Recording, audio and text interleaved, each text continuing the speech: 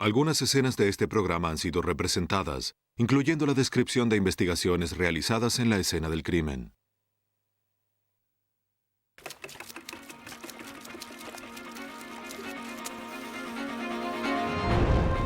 Una casa en llamas ilumina un homicidio a sangre fría, donde posiblemente se hayan perdido todas las pistas que conducían al asesino.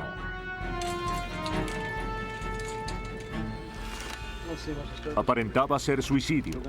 Ahora los investigadores ya no están tan seguros. Las pistas son extrañas, pero ¿conducirán a un homicidio?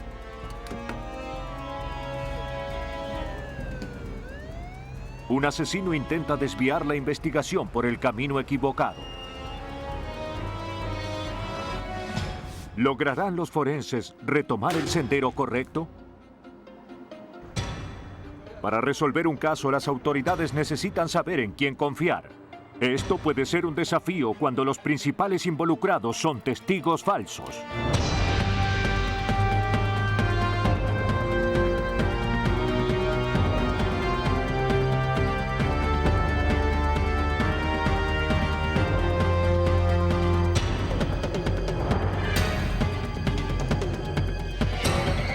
Los nuevos detectives.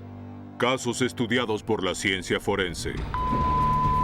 Hoy presentamos Testigo Falso. A las 6:37 de la mañana del 2 de agosto de 1992, la estación de bomberos de Evansville, Indiana, se pone en movimiento cuando les informan acerca de un incendio en una casa. Una mujer se halla atrapada en su interior.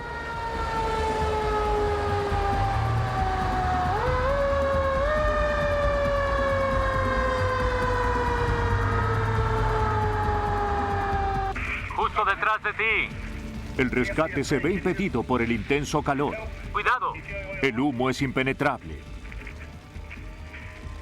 Y es más denso en la habitación donde se halla la víctima. Bien, retrocedan.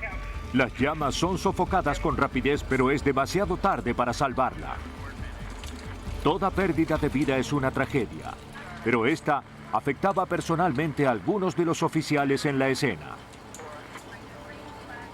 La llamada fue hecha por el oficial de policía de Evansville, Patrick Bradford, quien se había detenido en la casa al finalizar su turno y notó el humo. La casa pertenecía a Tammy Lord, de 24 años. Estaba muerta. Tammy Lord trabajaba en la prisión del condado. Soñaba con dedicarse a imponer la ley, esperando graduarse como oficial de policía. Muy bien, lo que tenemos es un cuerpo sobre la cama. Una vez que el incendio fue extinguido y tras retirar a la víctima, los investigadores recorren la casa en busca de los orígenes del fuego. Para Jesse Story, investigador de incendios de Evansville, la evidencia los llevaba hacia una conclusión. Pudimos determinar que el fuego era sospechoso desde sus inicios. Tras recorrer el edificio, determinamos que había marcas de quemaduras en la alfombra que eran muy sospechosas, muy similares a las producidas cuando un acelerador líquido se derrama sobre el suelo. Evidentemente, el fuego comenzó aquí, en esta habitación. El fuego había dejado una huella en la alfombra conduciendo desde la cama hacia la puerta de la habitación. Hay restos de cerillas plásticas. Sí. Un bote de gasolina aún se hallaba en el epicentro de las llamas. El cuerpo estaba exactamente aquí. Tomaron muestras de la alfombra para confirmar la presencia del acelerador. Los investigadores hallaron otros rastros que conducían hacia un crimen. Un ingeniero eléctrico determinó que los interruptores de la habitación habían sido desconectados en forma intencional y no por una falla provocada por el fuego. La línea telefónica estaba cortada y los cables unidos. Quienquiera que llamase obtendría una señal de ocupado. La puerta trampa que conducía hacia el ático estaba en el suelo, cerca de la habitación. Los depósitos de hollín probaban que había sido removida antes del incendio. Michael Ford, investigador de crímenes de la policía de Evansville, fue testigo de los resultados.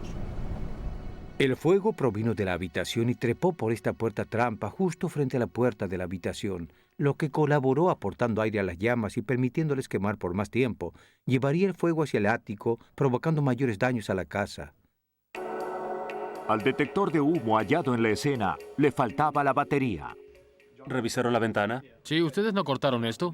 Cuando los investigadores terminaron en la zona de la habitación, continuaron por el resto de la casa. En la cocina hallaron una ventana que estaba abierta, trabada con uno de los anillos de la víctima. La malla había sido cortada. Presumían que el asesino había ingresado por allí, pero no estaban convencidos. Era demasiado pequeña y poco accesible. Esta es del tamaño exacto y similar a la de la cocina. Una de las características es que por aquí, debajo de la ventana, estaba el fregadero. Y detrás del fregadero había varios artículos. Por lo tanto, si alguien hubiese ingresado por esa ventana, los habría derribado. Había ollas y sartenes que hubiesen causado mucho ruido si alguien ingresaba por allí. Los investigadores también notaron que no había motivos claros para un robo. No parecía faltar nada.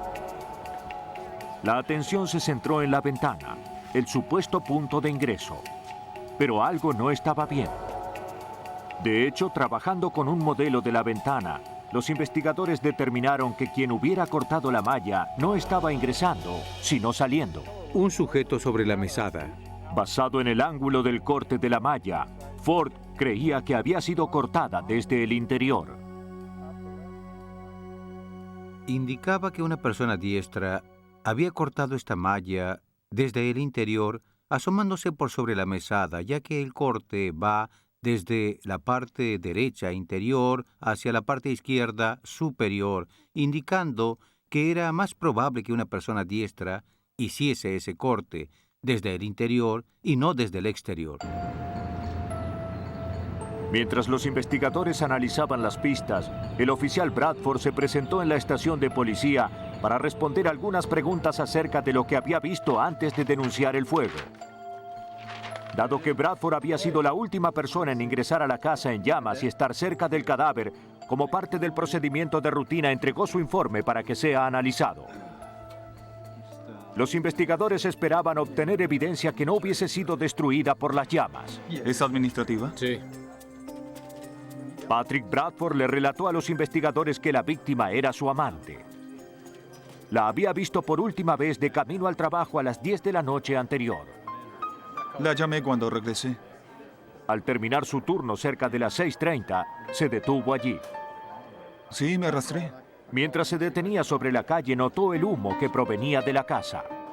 Muy bien, te dieron una placa, ¿no? Dijo que se había precipitado dentro de la casa en llamas y arrastrado de rodillas hacia la puerta de la habitación, donde vio la cama envuelta por el fuego. Sí, me arrastré. No pudo hallar a Tammy. Entonces solicitó ayuda por la radio. Dado que el robo parecía preparado, los investigadores sospechaban que Lord debía conocer a su asesino y le había abierto la puerta. Bradford sugirió que el detective Guy Minnis de la policía de Evansville entrevistase a los compañeros de trabajo de Lord.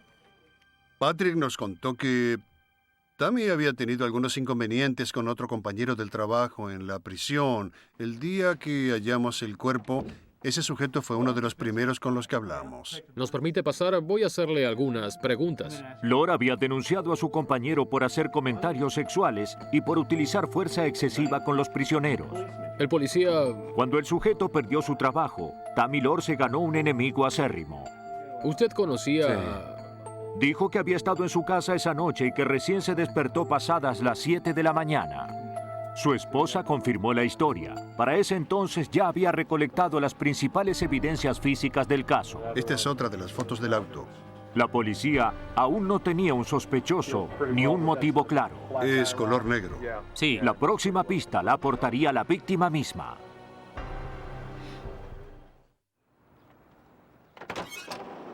Los investigadores de incendios de Evansville estaban seguros de que el fuego que destruyó la casa de Tammy Lord era intencional. Retorcidos para provocar un corto. Pero el fuego había destruido las pistas que conducían al autor y los motivos.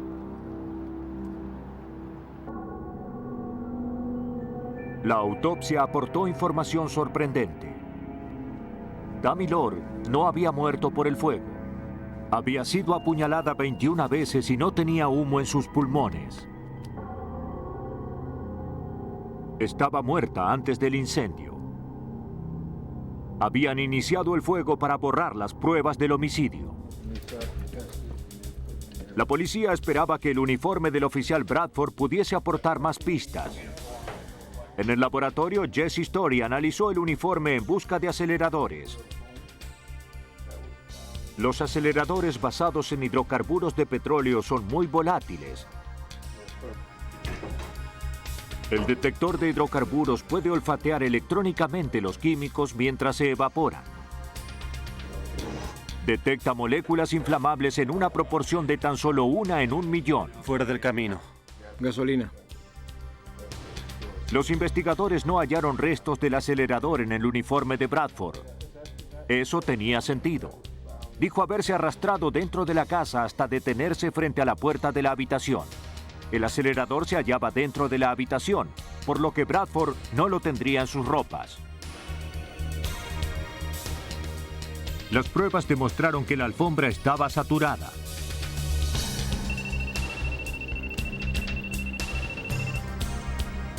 En el laboratorio se compararon las fibras en el uniforme de Bradford con las fibras del hogar de la víctima. El uniforme de Bradford no tenía ni una sola fibra de la casa. Esto era peculiar considerando que alegaba haberse arrastrado dentro de la casa para rescatar a Tammy. Si realmente se había arrastrado, debería tener fibras en su uniforme.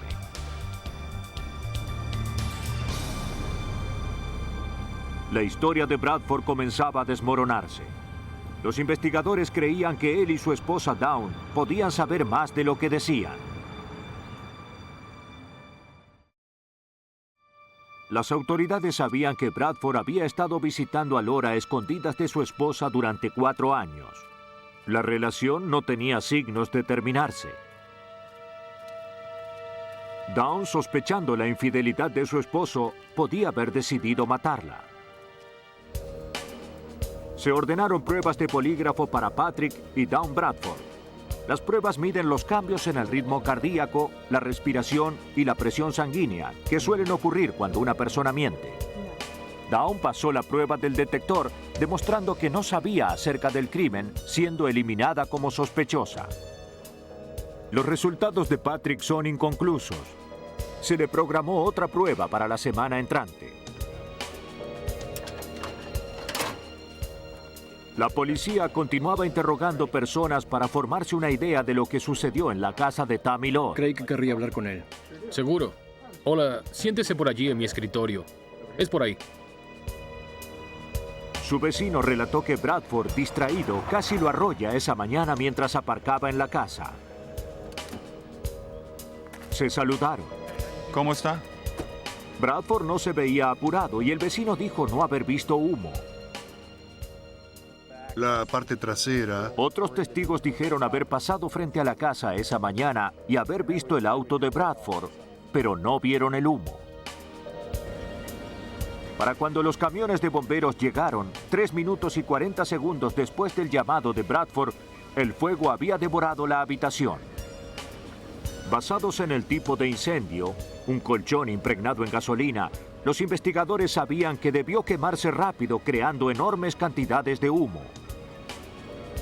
No podía haber sucedido mucho antes de la llegada de Bradford. Pero la gran pregunta era, ¿había comenzado luego de su llegada?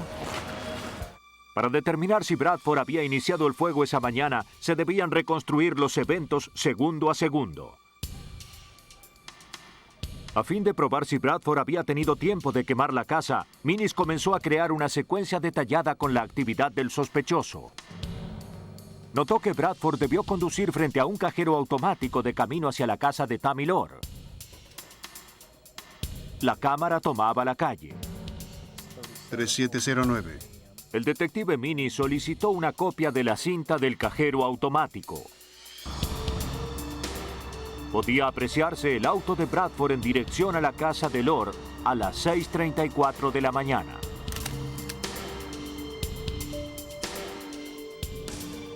«65 segundos más tarde llamó al departamento de bomberos.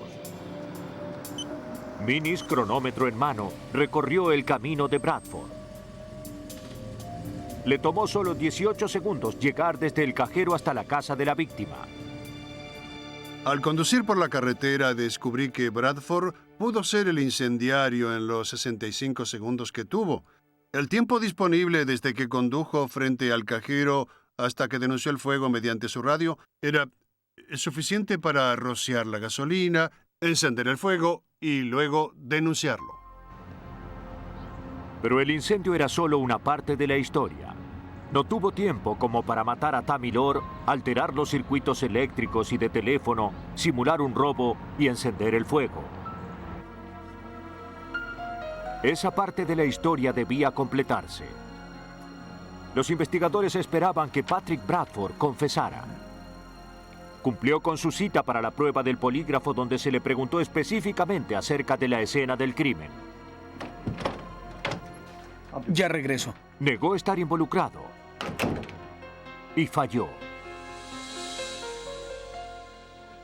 El sargento y yo entrevistamos a Patrick Bradford en ese momento. No había pasado la prueba del polígrafo. Allí tuvimos la certeza de que teníamos al hombre indicado. Ahora, el trabajo de los investigadores era probarlo. Eso debió estar hecho antes. En la secuencia de tiempo no había suficiente como para que Bradford asesinara a Tammy. Razonaron que el fuego se inició en la mañana, pero eso no significaba que el asesinato fuese en el mismo horario. Allí encontraron a Tammy. La condición del cuerpo hacía imposible determinar la hora de la muerte, pero Tammy había telefoneado a su padre a las 10:30 de la noche anterior al incendio. Lo pueden ver aquí. Fue asesinada entre esa hora y las 6:30 de la mañana siguiente. Bajo la ventana de la cocina. Los investigadores revisaron los registros horarios de Bradford para esa noche. Hallaron un espacio en sus informes. Poco antes de las 11 de la noche había llamado solicitando un tiempo para unos asuntos personales. No lo pudieron ubicar por espacio de 1 hora. Patrick nos dijo que nunca se había acercado a la casa durante esa noche, salvo cuando se dirigía al trabajo en su auto particular y se detuvo para visitar a Tammy unos minutos. Luego continuó hasta el trabajo y tomó la patrulla. Trabajando sobre la nueva secuencia de horarios, los detectives revisaron sus archivos. Interrogaron nuevamente a los vecinos buscando a alguno que pudiese haber visto algo. Una mujer estaba conduciendo por encima del límite de velocidad cuando vio una patrulla aparcada en la casa de la víctima. Verificó su velocidad y redujo la marcha. Eran aproximadamente las 11 de la noche. Vamos, hombre. ¿Sabes por qué estamos aquí?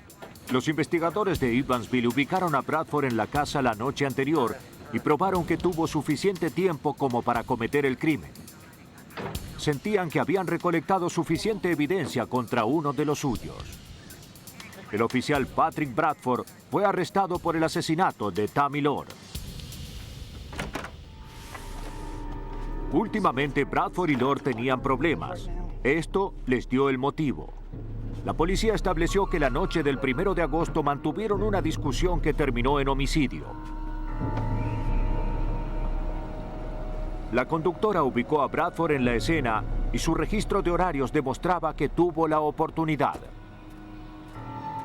Como era habitual, a la mañana siguiente regresó a la casa.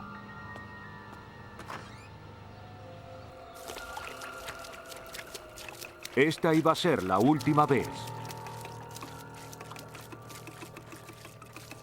Terminó lo que había iniciado, rociando la gasolina y encendiendo un cerillo.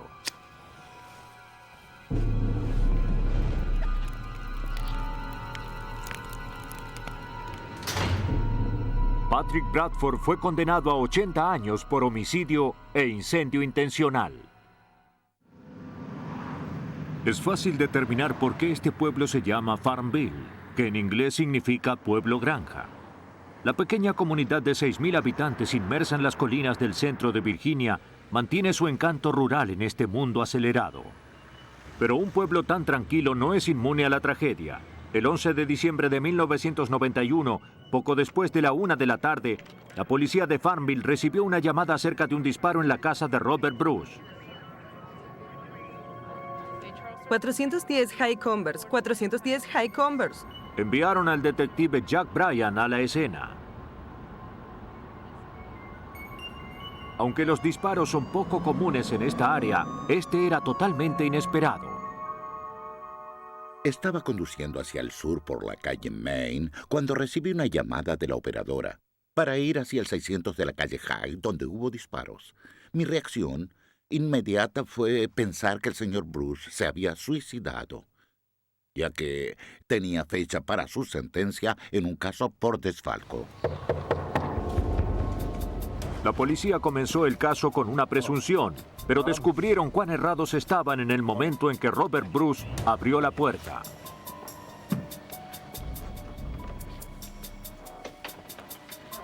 Se sorprendieron al descubrir que Robert Bruce no era la víctima. Se sorprendieron más aún cuando supieron que su esposa Carol era la víctima de un supuesto suicidio. Robert Bruce les dijo a los detectives que esa mañana habían discutido. ¿Fue cuando llevó a sus hijos a la escuela? No, fue hace 45 minutos. Condujo a los niños hasta la escuela y regresó a la casa por un momento antes de partir hacia una cita en el banco. En verdad, no lo sé. Al regresar a la casa, la halló muerta. Carol Bruce se hallaba en el sillón de la sala con una bala en su cabeza. Toda escena de un crimen, incluso un suicidio, debe ser documentada cuidadosamente. Antes de tocar o mover algo, se fotografió y midió cada centímetro del lugar. La habitación estaba mucho más caliente que el resto de la casa y la víctima estaba cubierta con una manta. Un revólver Colt calibre 32 yacía en la alfombra. La mano de la víctima estaba recubierta en forma extraña por un guante de jardinería. Aunque aparentaba ser un suicidio, estos detalles hicieron que el detective Bryan sospechara. Los investigadores ensamblaron una larga lista de detalles extraños. Notaron que el arma se hallaba a más de 60 centímetros de la mano de la víctima y que el excesivo calor en la sala modificaba la temperatura del cuerpo, haciendo difícil establecer la hora de la muerte. Todo era muy sospechoso. Los detectives comenzaron a dudar que Carol Bruce se hubiera suicidado. Sí, junte eso. Temían que hubiese recibido ayuda.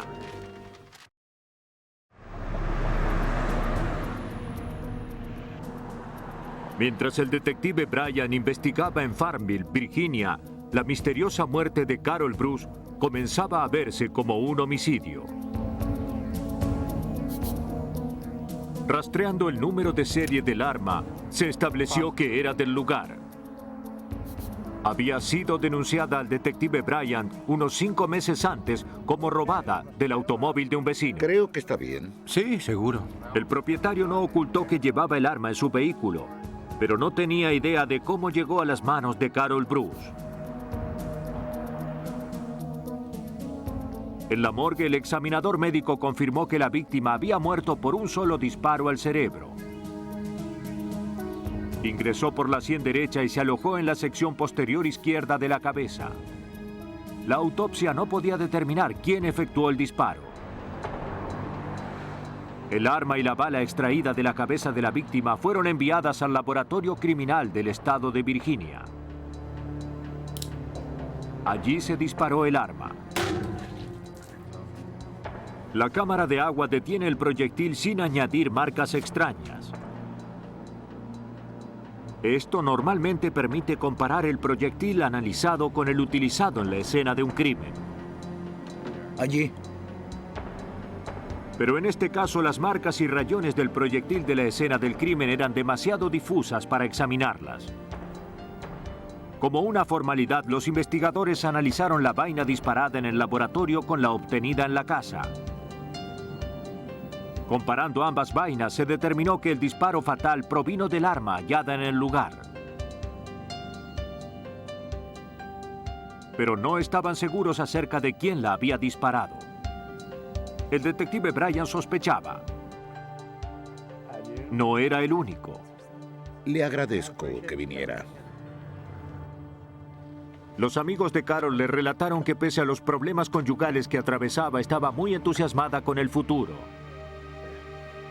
Carol enseñaba educación física en una universidad local y se preparaba para obtener su doctorado. La hallaron muerta a solo 3 días de la fecha del examen de graduación. Los amigos de Carol también dijeron que era muy improbable que ella se disparase. Jack Bryan continuaba con la investigación. La atemorizaba cualquier tipo de arma. No las permitía en la casa. Era otra cosa de las que no podía creer. Primero, no podía creer que hubiese robado el arma. Y en segundo lugar, no era capaz de matarse con ella. No había señales de un intruso en la casa.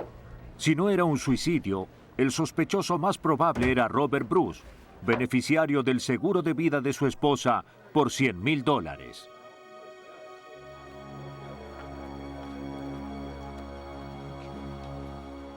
Que tenga un buen día. Gracias. Bruce era un abogado, pero acababa de ser condenado por desfalco y debía restituir $30,000 a sus clientes. Necesitaba el dinero. Carol había contactado a un abogado de divorcios para terminar con su matrimonio de 16 años. Su abogado solicitó los registros financieros de Robert. Hallaron que no había declarado sus impuestos durante 5 años. Tras la muerte de Carol, Robert Bruce fue sentenciado a varios meses en prisión por desfalco. Mientras estaba encarcelado, la investigación continuaba.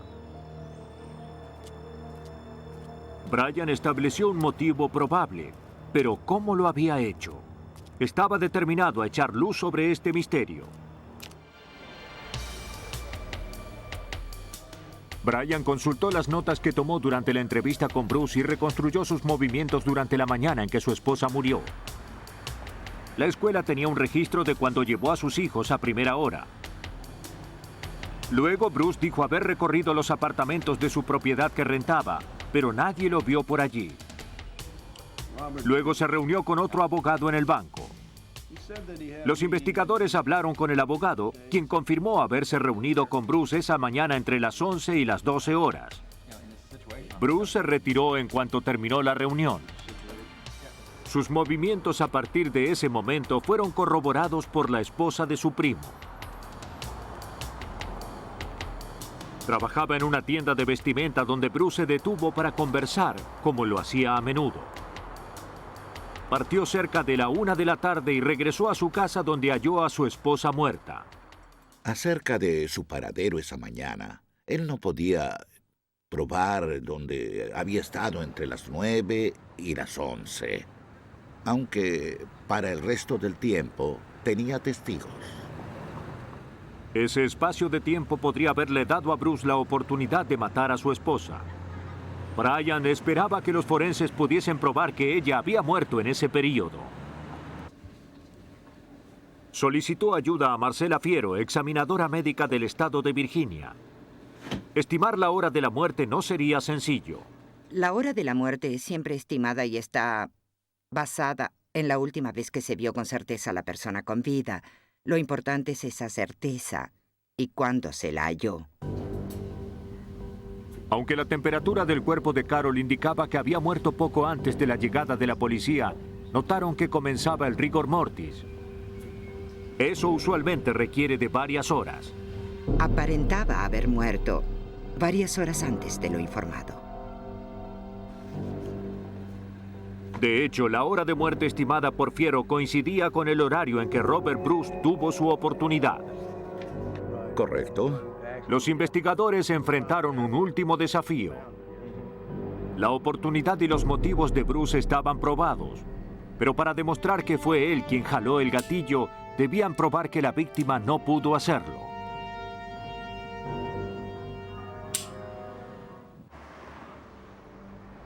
En la División de Ciencia Forense de Virginia, en Richmond, la supervisora Ann Davis efectuó una prueba de fuerza sobre el gatillo con el fin de probar si Carol Bruce podía efectuar el disparo con un guante de jardinería mal colocado.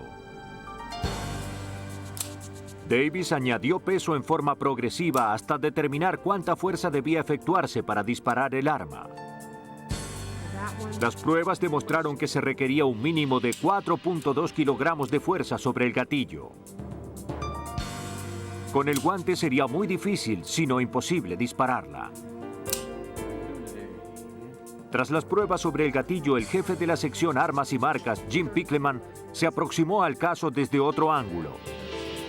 Reconstruyó la escena del crimen mediante las fotografías y fabricó un maniquí con una cabeza falsa para reproducir la trayectoria de la bala.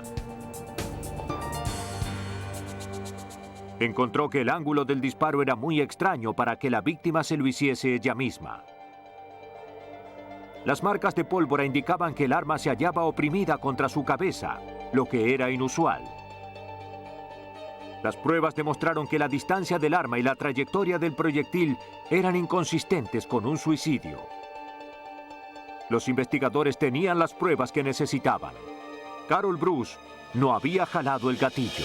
¡Suba sus manos! En mayo de 1993, Robert Bruce, habiendo cumplido su sentencia por desfalco, fue nuevamente arrestado por homicidio. La policía dedujo que en la mañana de su muerte, Carol se había dormido en el sillón. Robert se aproximó con el arma que había robado varios meses atrás.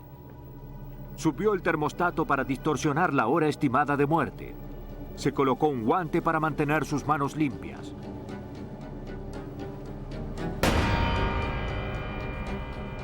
Luego mató a su esposa con un solo disparo y armó una escena para que pareciera un suicidio. La recubrió con una manta y le colocó el guante en la mano. Por este crimen, fue sentenciado a cadena perpetua.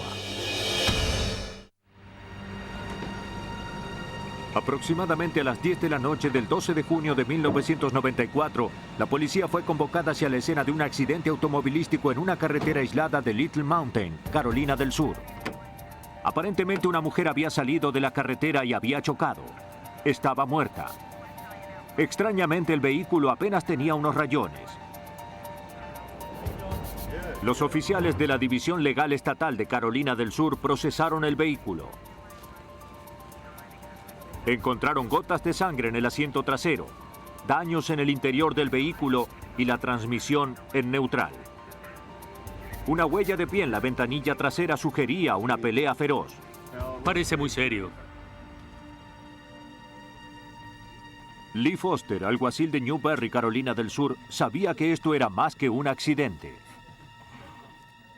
Notamos que el vehículo no tenía ningún daño y no había nada que pudiese haber causado esa sangre o las heridas en el cuerpo.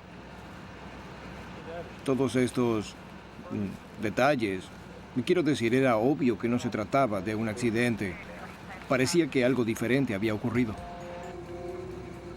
Tras documentar las pistas obvias, se buscó la identificación de la conductora. ¿Le resulta familiar? Se trataba de Victoria Beckham. Las autoridades habían hecho todo lo posible en la escena. No lo sé. Mientras se notificaba a la familia, la víctima fue retirada y se remolcó el vehículo hasta el laboratorio para una investigación exhaustiva. La policía informó a Stephen Beckham acerca de la muerte de su esposa y las sospechas acerca de un crimen. Inmediatamente se presentó para responder preguntas. Bien. Dijo haber visto a Vicky a las 6:15 de esa tarde cuando llevó a los niños hasta su casa. Adiós. Adiós, querido. Vicky se había separado de su marido y vivía nuevamente con sus padres. Compartía la custodia de los 3 hijos con Stephen. Estaba trabajando desde la separación y se preparaba para demandar a Stephen por la custodia completa. La autopsia confirmó que era un crimen. Vicky Beckham tenía heridas por golpes en la cabeza y el cuello. El examinador médico determinó que había muerto por asfixia debido a aplastamiento de la tráquea. El objeto utilizado había dejado marcas extrañas y desconocidas. No eran las heridas típicas de un accidente de automóvil. Dado que su cuerpo ya comenzaba a enfriarse y endurecerse cuando se lo descubrió a las 10 de la noche, la hora de la muerte se estableció a las 6:30 de la tarde, poco después de dejar la casa de su esposo. Ya que la casa de Beckham era el último lugar donde se vio con vida a la víctima, los oficiales obtuvieron una orden de registro. No hallaron nada, salvo un calzado deportivo con lo que parecía ser una sola gota de sangre. Esto no era extraño, salvo que la sangre perteneciera a la víctima.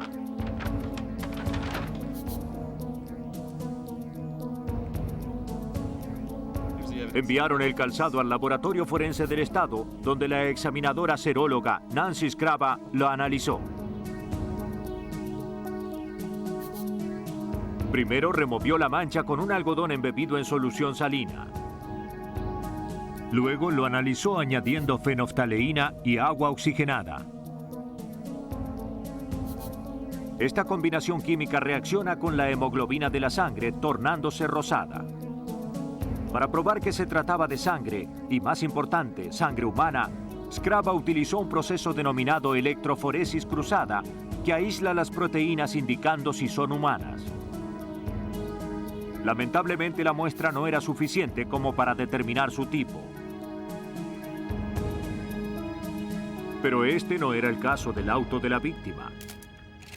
Abundantes muestras de sangre pudieron obtenerse del asiento delantero, el asiento trasero y también del exterior de la puerta trasera. Todas fueron analizadas y resultaron del tipo A, el tipo de sangre de la víctima. Los forenses tenían otra herramienta disponible. Tras recolectar la sangre, las fibras y otras muestras, el vehículo se analizó en busca de huellas dactilares. Este proceso se efectúa como último paso, ya que los elementos utilizados para revelar huellas pueden destruir otra evidencia. Se recuperaron más de 30 huellas y partes de huellas del vehículo. La mayoría pertenecían a los Beckham, algunas a los trabajadores de rescate y muchas eran difíciles de interpretar. Warren Black, agente superior, sabía que tenía un trabajo a su medida. Pero los investigadores estaban alentados por el hallazgo de una huella parcial en sangre sobre el exterior del vehículo. El hecho de que la huella estuviese hecha con sangre demostraba que ocurrió luego de las heridas, así que solo pudo llegar hasta allí tras el ataque que recibió la señora Beckman.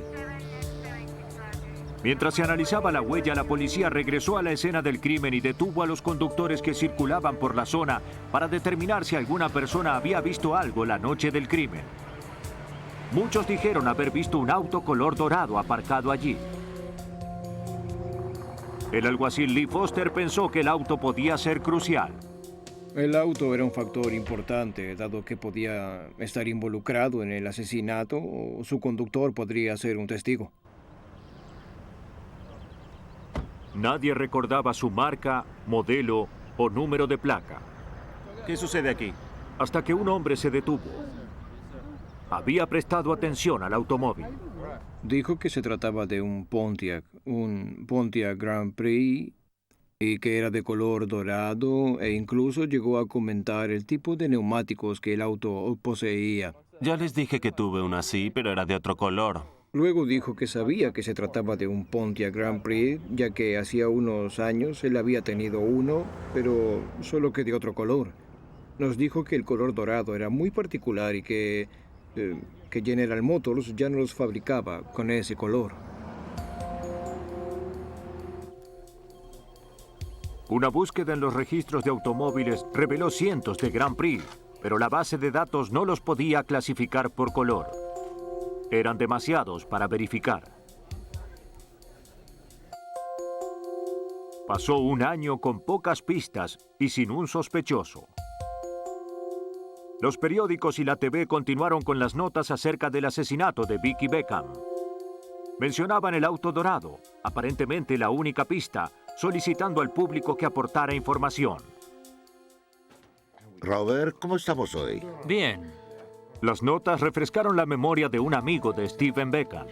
Lo llamé ya que sí, he visto algo. Le dijo a los detectives que Steven visitaba el club nudista de Myrtle Beach, donde solía haber un Grand Prix dorado aparcado la mayor parte del tiempo. Los investigadores revisaron los registros de automóviles dados de baja, hallando un registro vencido en 1980 de un Grand Prix propiedad del dueño del club. Los investigadores verificaron los registros telefónicos de Beckham, donde hallaron que hizo cientos de llamadas a teléfonos públicos del área de Myrtle Beach y al club en las semanas previas al homicidio. Era hora de visitar al dueño del club con una orden de registro. El propietario admitió que el auto le pertenecía, pero dijo que hacía un año se lo había prestado a uno de sus guardias, un hombre llamado Richard Anderson.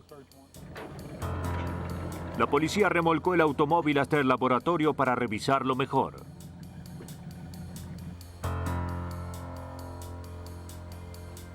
El crimen había sucedido hacía un año y la policía no estaba segura si este era el auto correcto. De todos modos, buscaron pistas. En el maletero hallaron huellas que no pertenecían al dueño. Les juro que nunca las había visto. La policía halló al guardia Richard Anderson. Aceptó someterse a una prueba de polígrafo referente a su participación en el homicidio de Beckham. Ya les dije que nunca las había visto. Negó conocer a Beckham o estar involucrado. Falló. Los investigadores le comentaron los resultados. ¿Nunca la había visto? Anderson decidió que ya no quería colaborar, pero que nos daría muestras de cabello, sangre y otras muestras forenses para efectuar un análisis de ADN, ya que estábamos trabajando en los aspectos forenses del caso. Camino al hospital, Anderson solicitó que lo lleven frente al ministro de Justicia. Nos contará lo que sucedió. Tenía algo que confesar. Richard Anderson, el principal sospechoso en la muerte de Vicki Beckham, había decidido hablar. Su confesión reveló que era parte de un mortífero plan. Y entonces dejamos el auto allí. Anderson dijo que lo habían contratado para matar a Vicki Beckham por la situación que ella atravesaba con Steven. Sus historias cambiaban cada vez que las relataba, pero nunca cambió el hecho de haber sido contratado por Steven Beckham para deshacerse del cuerpo. Anderson dijo que el fin de semana anterior al asesinato se encontró con Beckham cara a cara para ultimar los detalles. Antes de eso habían planeado la mayor parte del asesinato mediante llamadas telefónicas a ubicaciones establecidas. Estas ubicaciones coincidían con los registros telefónicos de Beckham. El plan de Beckham consistía en asesinar a Vicki luego de que viniera a su casa a dejar a los niños. Se suponía que estaría muerta para cuando se la entregara a Anderson. Pero estaba apenas inconsciente tras recibir los golpes del arma de Beckham. Se los diré ahora, no sé qué fue lo que hizo. Anderson pudo describir el arma que Beckham utilizó para golpearla. También admitió que cuando Beckham se alejó del lugar, él mató a la víctima con un cortador de pernos y luego preparó la escena del accidente. Los técnicos del laboratorio buscaron evidencia para corroborar la historia de Anderson. El cortador de pernos hallado en su casa se analizó en busca de evidencia. No hallaron ninguna, pero el patólogo determinó que la herida fatal era consistente, como hecha con un golpe de esa herramienta. Las huellas de Anderson se compararon con las halladas en el Grand Prix dorado y en el auto donde hallaron a Vicki. Coincidían. Los investigadores tenían suficiente como para arrestar a Steven Beckham y revisar su casa. Cuando llegaron, no dieron con él. Sin embargo, hallaron un arma similar a la que Anderson había descrito. Los forenses determinaron que los golpes en la cabeza de la víctima tenían que ver con las características de esa arma. Los investigadores habían situado a Anderson en la escena. Utilizaron los registros telefónicos para relacionar a Beckham con el crimen. Stephen Beckham fue arrestado 4 días más tarde en Chapin, Carolina del Sur. Según el relato de Anderson y los hallazgos de los investigadores, Vicky dejó a los niños en la casa de Stephen, quien logró persuadirla de dar un pequeño paseo juntos. Cuando llegaron a un lugar aislado previamente establecido, Stephen detuvo el vehículo.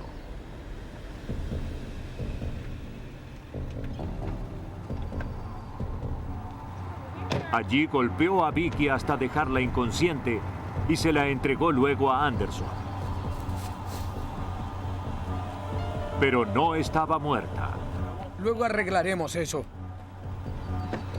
Cuando Anderson vio que estaba con vida, la mató. Luego preparó la escena del accidente.